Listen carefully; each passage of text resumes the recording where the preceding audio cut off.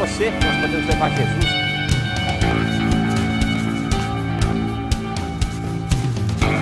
Invista neste canal. Invista em um mundo melhor.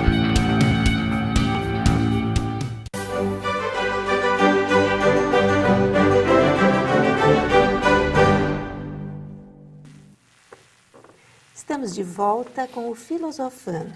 Hoje falando sobre a lei do progresso, que está lá na terceira parte do Livro dos Espíritos. Professora Sônia, como progride a humanidade? E quando uma civilização pode ser considerada adiantada, completa? E o que mais entrava o progresso individual e coletivo? E de que forma, por fim, pode o Espiritismo contribuir para o progresso da sociedade? Então, Márcia, você veja que coisa interessante. O que nós temos dito aqui durante todo esse tempo, né?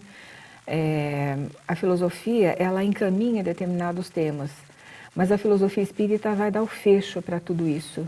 Né? Então, ela fecha com todo um conjunto de conhecimentos e de respostas para todas as questões que ao longo de 2.600 anos de filosofia, elas foram colocadas. Né?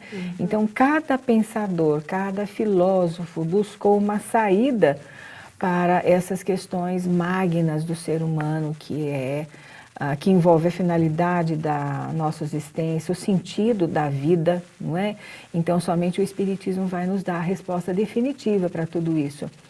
Mas, como Aristóteles diz, todo ser humano está quase que destinado, não no sentido fatalista, mas é no sentido da finalidade ou da teleologia, não é?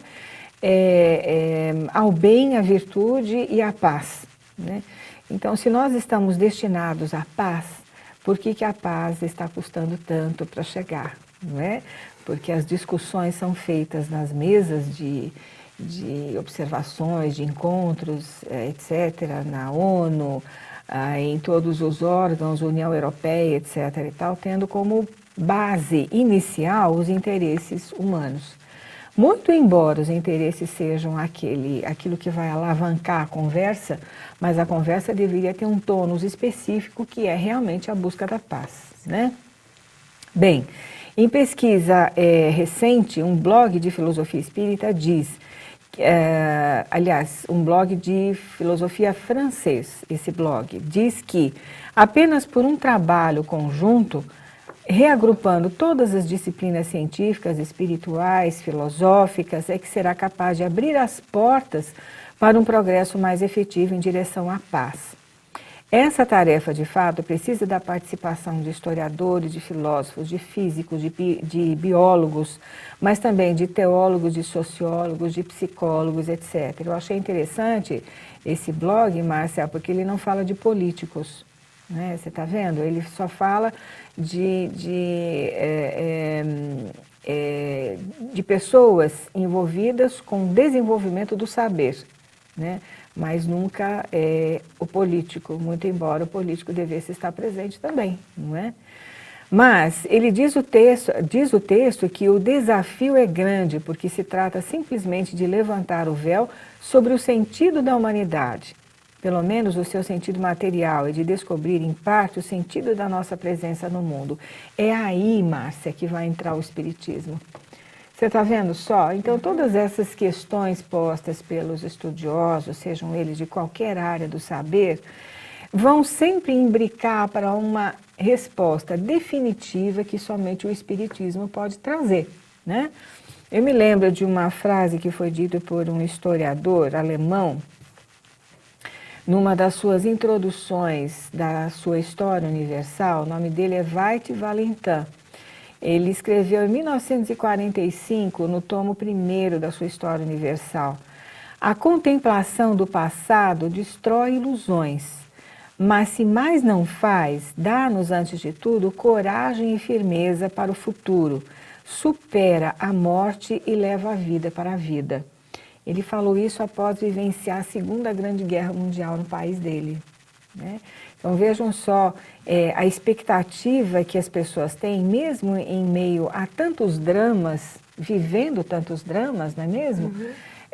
De que o mundo seja um mundo melhor. Mas eu falei do espiritismo, né, Márcia?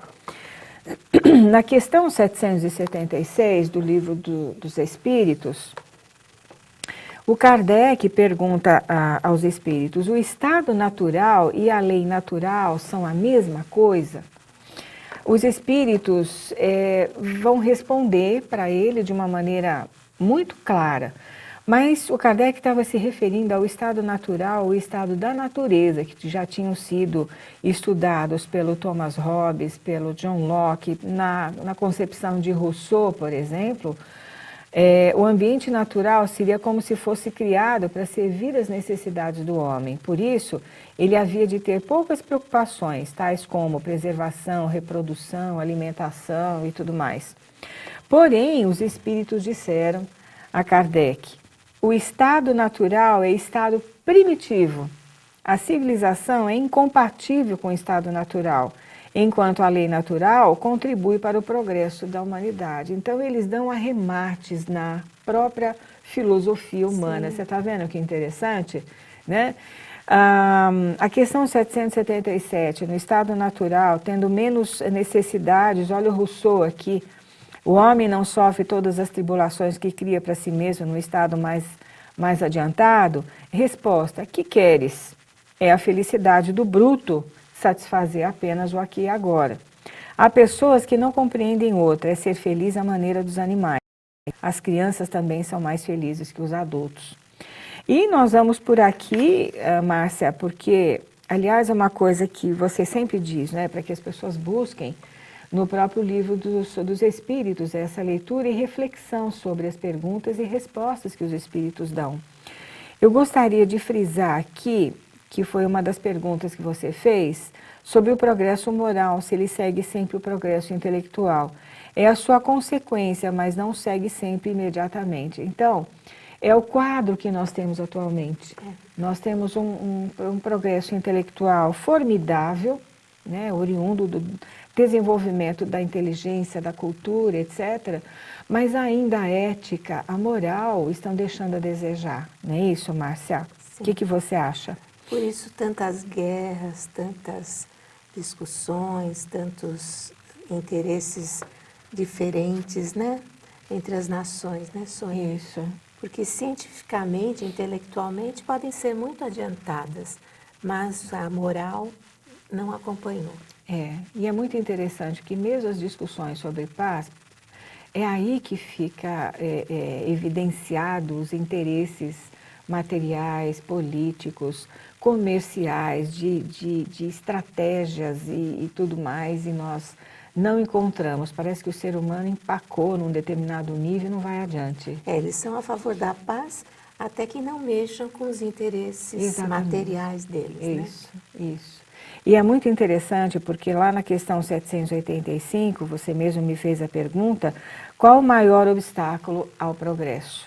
E são aqueles sentimentos exacerbados de orgulho e de egoísmo. É importante que a gente saiba que orgulho e egoísmo fazem parte do instinto de conservação, né? Porque muitas vezes as pessoas também abominam o orgulho, abominam egoísmo sem ir a fundo no estudo desses sentimentos humanos. No que tange ao orgulho, autoestima não tem nada a ver com orgulho. Se você gosta de você, se você se orgulha das suas conquistas, ótimo, isso maravilha, positivo, né? Isso é positivo, não é? Agora, se você, em função disso, você deprecia as outras pessoas, aí o orgulho já está tomando uma outra vertente, um outro viés. É aí que o ser humano erra. Né? No que tange ao egoísmo, por exemplo, o Descartes tem um livro que chama-se As Paixões da Alma, onde ele diz que esse sentimento de autopreservação deve ser cultivado pelo ser humano. Então, é quase como se fosse um egocentrismo. Você se cuida, é você com você mesmo, é você cuidar e tratar da sua individualidade, mas não em detrimento do outro. Sim. Percebe? Aí que está a diferença. Então não é assim, orgulho, egoísmo. A gente tem que saber que orgulho que é, que egoísmo que é, não é? E aí, Márcia, você lembrou bem a questão 793, não é isso? 793. Por que sinais se pode reconhecer uma civilização completa? Olha só. Então, se nós vemos muitas vezes pela televisão alguns países que já alcançaram determinado nível de educação política, educação moral, educação no trato com o outro, cumprindo as leis do seu país, cumprindo com seus deveres, obrigações, não sujando as ruas, pagando seus impostos, né? Então, olha só, isso já é um sinal de uma evolução patente naquela nação, do povo que habita aquela nação, né? E então, isso vem ao encontro do que os espíritos dizem. Olha só, Márcia, a civilização tem os seus graus como todas as outras coisas. Uma civilização incompleta é um estado de transição que engendra males especiais. De dois povos que tenham chegado ao ápice da escala social, só poderá dizer-se o mais civilizado na verdadeira acepção do termo aquele que se encontre menos egoísmo, cupidez, orgulho exacerbados, conforme nós explicamos, em que os costumes sejam mais intelectuais e morais do que materiais. Remeto vocês ao estudo dessa questão, porque o nosso tempo é muito limitado, né, Márcia? Certo. Mas é uma questão que vai definir para todos nós o que é um padrão de evolução, de um plano de regeneração. E em que as leis se aproximem mais das leis divinas. Sim, né? sim. Mas tudo leva a isso. Ou vai levar, ou está levando. Né? Infelizmente, chegamos ao final do nosso programa e queremos, antes de finalizar, deixar o convite para que se associe ao Amigos da Boa Nova /Espiritismo SOS. Estamos precisando muito da sua colaboração. Aliás, a doutrina espírita está precisando que continuemos a divulgá-la da maneira como é feita aqui pela rádio e TV Mundo Maior.